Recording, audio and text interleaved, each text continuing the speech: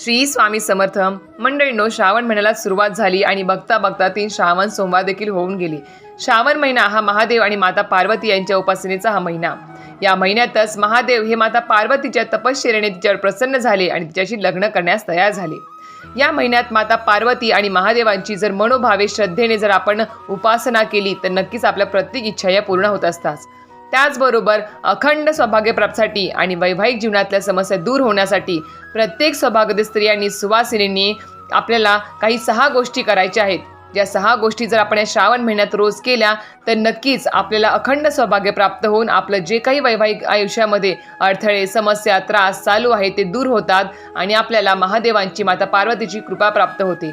तर नक्कीच त्या 6 गोष्टी रोज कोणत्या करायच्या आहे श्रावण महिन्यामध्ये हे जर नक्कीच तुम्हाला जाणून घ्यायचं असेल तर माझ्या यूट्यूब चॅनल शीतल स्वामी सेवा चॅनल व्हिजिट करा. त्यावरती व्हिडिओ आलेला आहे.